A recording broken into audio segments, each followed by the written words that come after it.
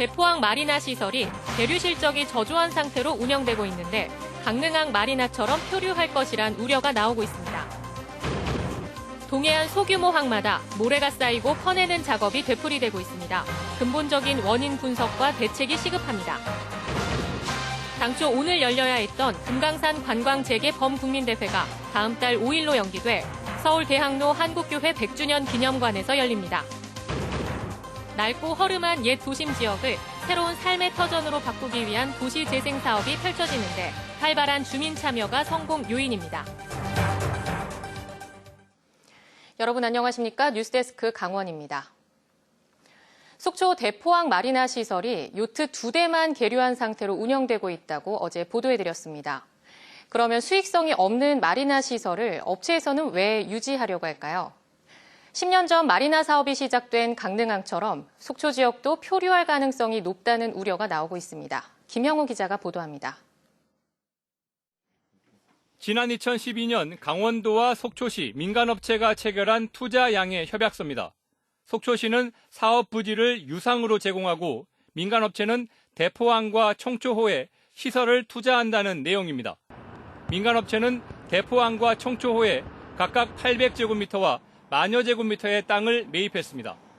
투자 협약서에는 마리나 개발 사업에 속초시가 행정적인 지원을 하겠다는 문구도 들어가 있습니다. 그런데 민간업체는 대포항 계류시설에 다른 요트를 정박시켜 수익을 올린 적이 거의 없고 청초호에는 자체 계류시설마저 가지고 있지 않습니다. 업체 측은 사업을 지원하겠다는 속초시가 개발 제한 조건을 속여 땅을 팔아 사업이 차질을 빚고 있다고 주장합니다. 육지만 돼 있는 게 아니라 바다에 그 마리나 수역이라는 게 있거든요. 그것도 다 문화재보호구역이라는 게 있었어요. 그래서 개발이 불가한 상황이라 대포항을 하고 하게 된 거고요. 속초 지역에서 마리나 항만 예정구역은 청초호 일대라 대포항이 대규모 마리나 항만으로 발전될 가능성은 낮습니다. 육상으로 치면은 조그만 사설 주차장입니다. 이게 이제 해상에 있는 거다 보니까 안전에 문제가 있고 또 이 해양 내재를 장려하는 해수부 입장에서도 저희들도 참 안타깝습니다.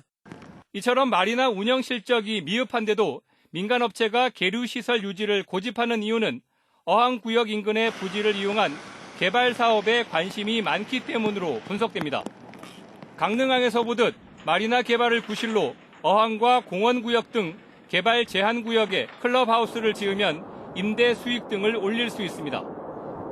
어업인들은 점용 수역을 넘어서까지 어선 통행을 방해한다며 불만입니다. 저쪽은 배들 저 옆에도 보다시피 종으로 대고 있단 말이에요. 배 한 척이 쓸 수 있는 기간이 불과 한 5m에서 10m 이내. 이거는 한 척이 100m를 쓴다는 거는 이건 진짜 현실성이 안 맞는 거죠.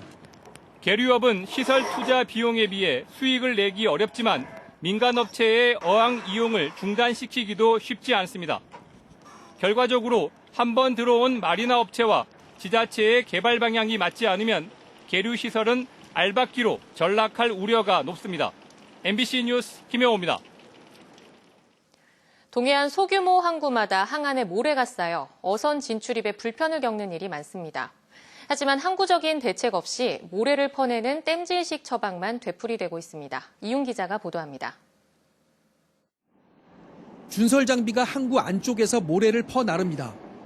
이 항구에서 준설 작업을 하는 건 올해 들어서만 두 번째. 이곳 영진항은 올해뿐 아니라 20년 넘게 해마다 모래를 퍼내고 있어 준설 작업의 단골 항만이 돼버렸습니다. 항 입구 바닥에 모래가 많이 쌓여 어선들이 입출항에 지장을 받기 때문입니다. 아주 못 나가는 그런 경우는 없지만은 나가는데 폭이 좁아서 좀 힘듭니다. 해마다 이렇게 준설을 했습니다. 다른 어항도 사정은 비슷합니다. 항내 수심이 얕아 모래를 퍼내는 준설 작업을 자주 하고 있습니다. 이처럼 모래가 쌓여 조업의 차질을 빚는 어항이 강원 동해안에만 15곳에 이릅니다.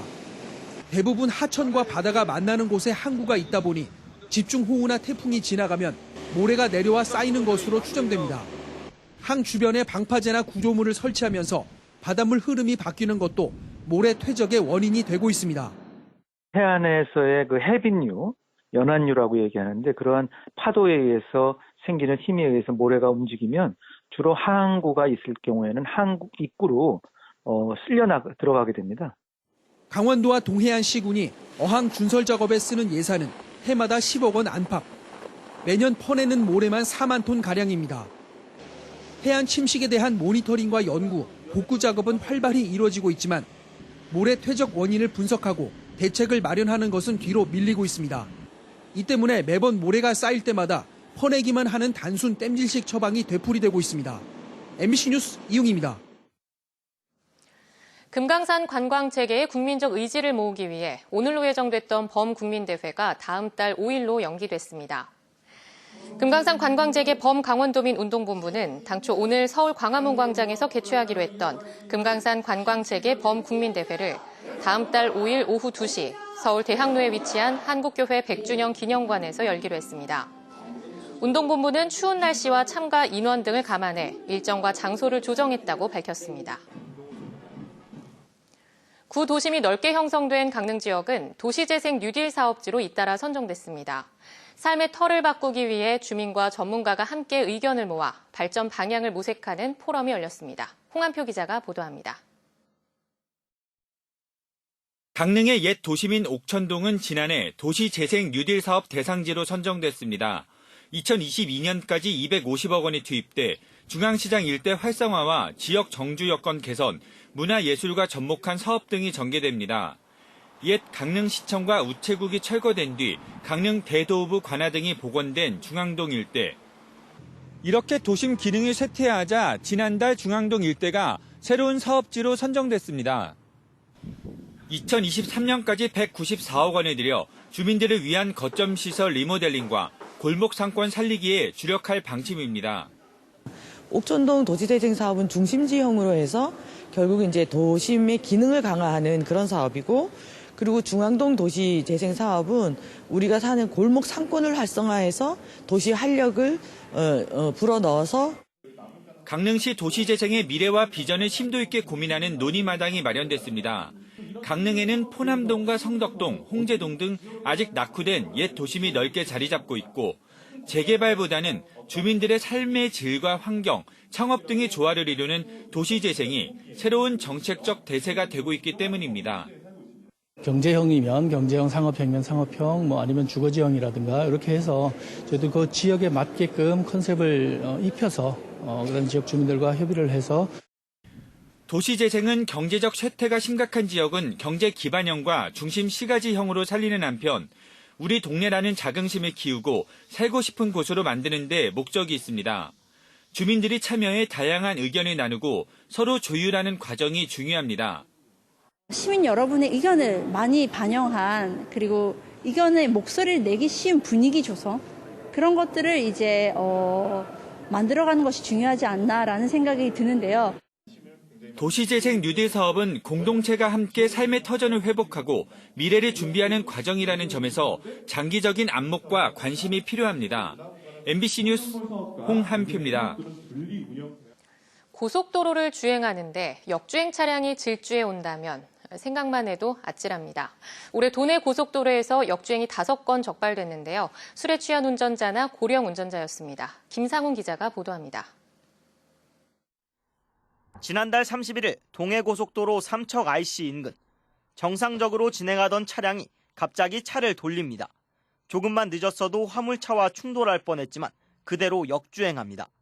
마주오던 SUV 차량은 급하게 방향을 틀다가 도로 바깥으로 넘어졌고 차에 타고 있던 4명이 크게 다쳤습니다.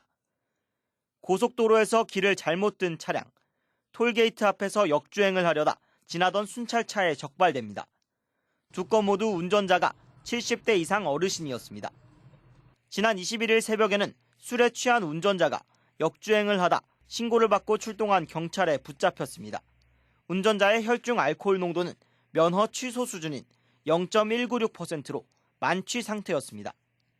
일단 음주운전이 가장 많고요. 최근에는 그 고령 운전자 증가에 따라서 나이 드신 분들이 고속도로 진입한 이후에 방향을 상실해서 도내 고속도로 역주행은 지난해 1건에서 올해는 5건으로 크게 늘었습니다. 이렇게 최근 들어서 역주행 사례가 늘자 경찰도 피해를 줄이기 위해 대책 방안을 내놓고 있습니다.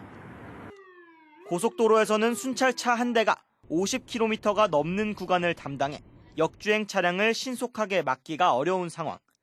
발생 지점도 제각각이라 역주행 차량보단 피해가 우려되는 차량들을 먼저 통제해 사고를 막기로 했습니다.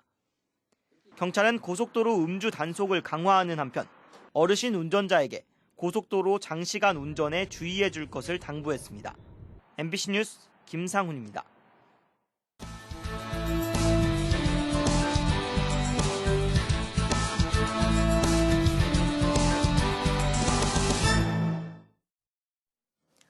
강원랜드 채용비리로 기소된 염동열 국회의원에 대한 1심 선고 결과가 최흥집 전 강원랜드 사장 항소심에 영향을 미칠 것으로 전망됩니다.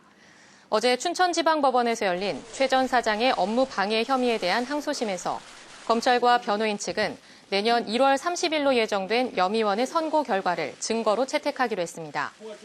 이에 따라 법원은 최 전 사장의 항소심 재판일을 내년 2월 18일로 잡았습니다. 한편 최 전 사장은 1심에서 징역 3년형을 선고받았습니다. 강릉시장과 부시장이 특혜성 독감 예방접종을 맞았다는 주장이 제기됐습니다. 정의당 강릉시위원회와 강릉시민행동은 오늘 기자회견을 열어 지난달 21일 김한근 강릉시장과 장시택 부시장이 시청 집무실에서 독감 예방 주사를 무료로 맞았다는 의혹이 있다며 진실 규명과 경찰 수사를 촉구했습니다. 이에 대해 강릉시 보건소는 시장과 부시장이 보건소에 찾아와 예방 접종을 받았고 질병관리본부 지침에 따라 감염병 대응 요원 자격으로 독감 예방 접종을 실시했다고 밝혔습니다. 강원 지역 통합형 일자리 정보 시스템인 강원 일자리 포털 서비스가 오늘부터 시작됐습니다. 강원 일자리 포털 서비스에서는 취업과 창업 등 도내외 고용 지원 정책과 지역 내 채용 정보, 기업 정보와 교육 훈련, 채용 행사 안내 등 각종 일자리 관련 정보를 실시간으로 확인할 수 있습니다. 또한 청년 구직 활동 지원 등 각종 일자리 지원 사업 신청과 구인 구직자들을 위한 온라인 상담 등 계층별 다양한 서비스도 온라인으로 보다 편리하게 접근할 수 있습니다. 8명의 사상자가 발생한 강릉 수소탱크 폭발 사고 책임자 가운데 1명이 최근 추가 구속됐습니다. 강릉경찰서는 강릉벤처공장 주관업체와 시공업체, 한국가스안전공사 등 10명을 업무상 과실치사상 등의 혐의로 입건해 1명을 구속하고 9명을 불구속 기소 의견으로 지난 14일 검찰에 송치했습니다.